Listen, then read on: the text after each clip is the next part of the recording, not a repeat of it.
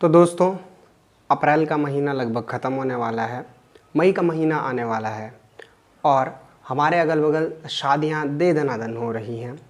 गर्मियां सिर पे हैं और इस गर्मियों के सीज़न में एक बड़ी ख़ास बात है कि कोल्ड ड्रिंक की सर्विंग बड़ी ज़्यादा हो रही है, डिमांड बढ़ रही है और सभी लोग कोल्ड ड्रिंक को दबा के पी रहे हैं। इंटरेस्ट सभी का होता है कोल्ड ड्रिंक्स में। तो जो भी आप कोल्ड ड्रिंक्स पीते हैं, जिन्हें हम लोग केमिस्ट्री की लैंग्वेज में कार्बोनेटेड ड्रिंक्स बोलते हैं, रेदर आपका कोका कोला हो, आपका स्प्राइट हो, ये जितने भी आपके मिरिंडा विरिंडा जितने भी होते हैं आपके सारे के सारे कोल्ड ड्रिंक्स, ये सारे के सारे कोल्ड ड्रिंक्स की जब हम बात कर लेते हैं तो सारे के सारे कोल्ड ड्रिंक्स में आपका कार्बन डाइऑक्साइड जो गैस होती है वो डिज़ोल्व कर दी जाती है और कार्बन डाइऑक्साइड गैस इसमें डिज़ोल्व कर दी जाती है, तो इसलिए हम इसे कार्बोनेटेड ड्रिंक्स बोलते हैं।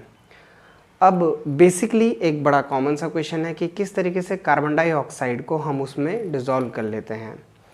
तो जब हम इस बात में देखते हैं कि कार्बन डाइऑक्साइड जो एक गैस है किस तरीके से आपका लिक्विड में डिज़ोल्व हो जाती है, तो फिर हमारे पास एक लॉ आता है इसे एक्सप्लेन करने के लिए, जिस पर आज हम बात करने वाले हैं। और हमारा जो लॉ है वो बेसिकली हमारा हेनरी लॉ है पहला, और दूसरा जो हम इस पे बात करेंगे वो आपका राउल्ट लॉ होगा।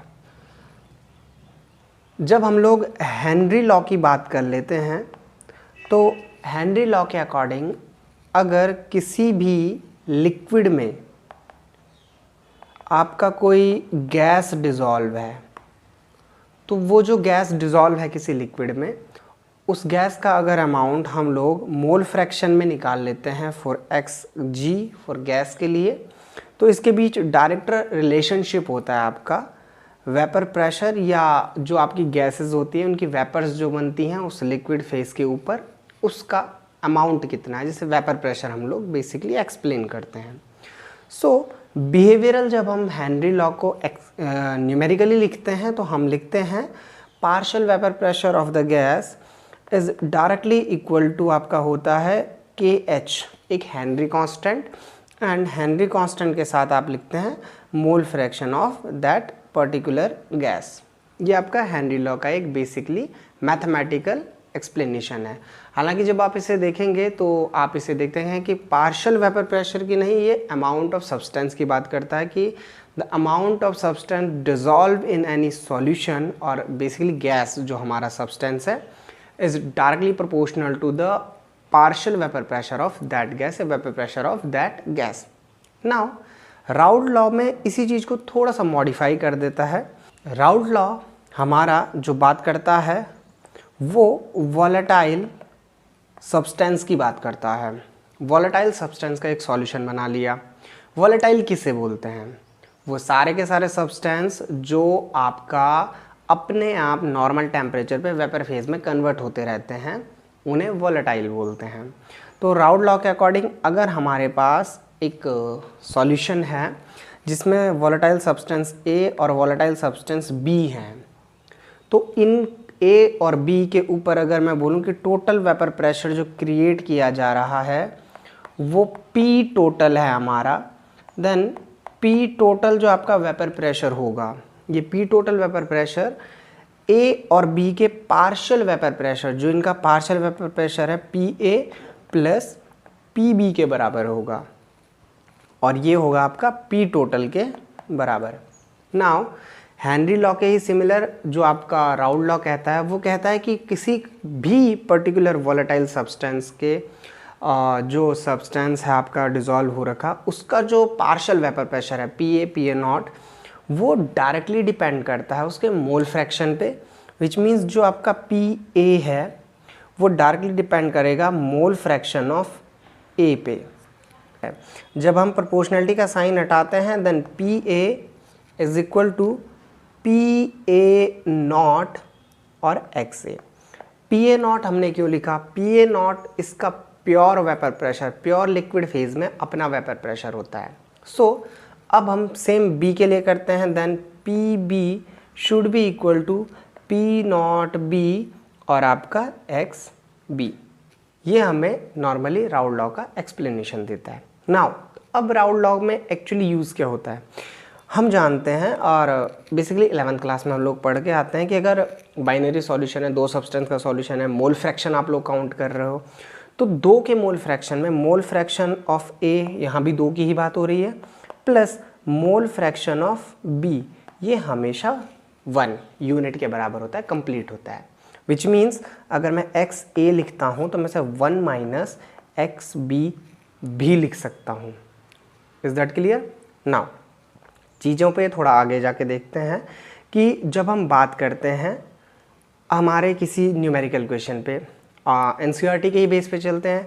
एनसीईआरटी के बेस पे आपका इंटेक्स क्वेश्चन है, तो एनसीईआरटी का एक इंटेक्स क्वेश्चन है जो आपका बुक के अकॉर्डिंग अभी जो हमारी है 2.8 एक इंटेक्स क्वेश्चन है एनसीईआरटी के अकॉर्डिंग, तो ये किसी में आगे पीछे भी हो सकता है।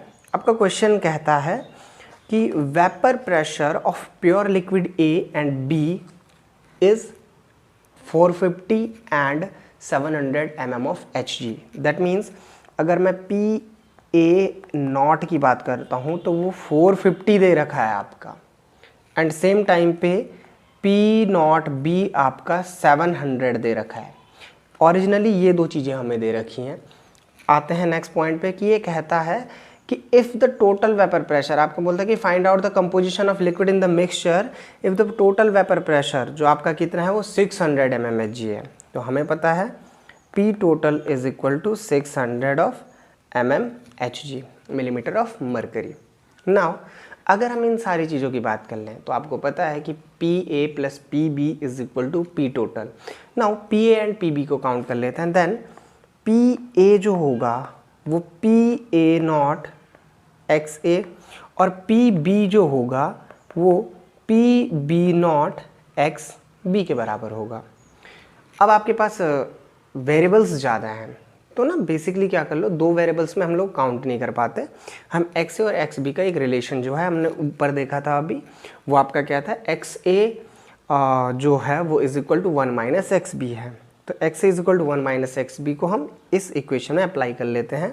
तो आपको पता है अगर मैं लिखूँगा 600 जो P टोटल है इज इक्वल टू, अब XA की जगह मैं क्या लिखूँगा 1 माइनस XB, देन आपका PA था 450 और ब्रैकेट में 1 माइनस आपका XB।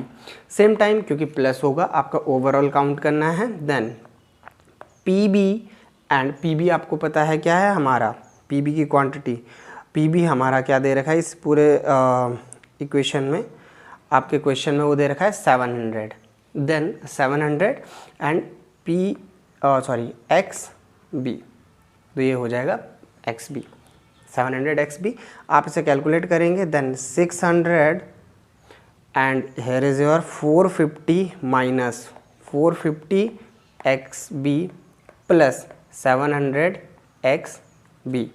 अब डिजिट एक साइड और न्यूमेरिकल अल्फ़ाबेटिकल एक side, then 600 minus 450 is equal to 700 XB minus 450 XB।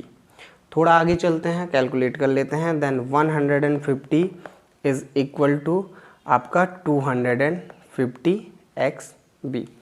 XB का जो साथ न्यूमेरिकल है और सॉरी मैथमेटिकल वैल्यू है जो डिजिट है उससे ले लेते हैं दूसरी side, then 150 upon 250 is equal to XB, and जब आप इसे कैंसिल करेंगे then it will be your 3/5। 3/5 ये वैल्यूज़ आएंगी, और जब हम इस 3/5 को सॉल्व करेंगे then it will be your 0.6 is equal to XB। Then XB आपका 0.6 आया, मोल फ्रैक्शन 0.6 आया।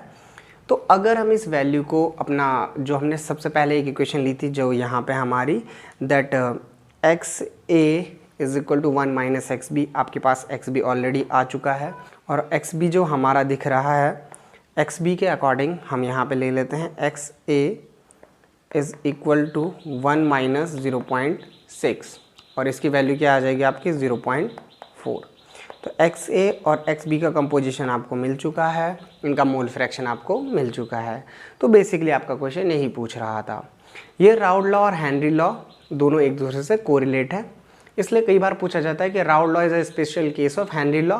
तो जब आप बोलेंगे कि हेनरी कांस्टेंट KH का वैल्यू कभी भी किसी प्योर लिक्विड के वेपर प्रेशर के बराबर हो जाए उस केस में वो राउल लॉ को फॉलो करता है।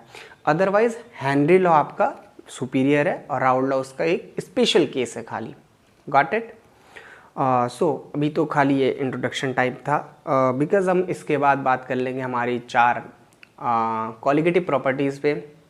Relative lowering in vapour pressure, elevation in boiling point, depression in freezing point and आपका ऑस्मोटिक प्रेशर। फिर बात करते रहेंगे जैसे जैसे आपका कोर्स आगे बढ़ता रहेगा, हम भी यहाँ से आपकी तैयारी करवाते रहेंगे। फिर मिलते हैं अगले वीडियो में, तब तक के लिए पढ़ते रहिए। Bye bye.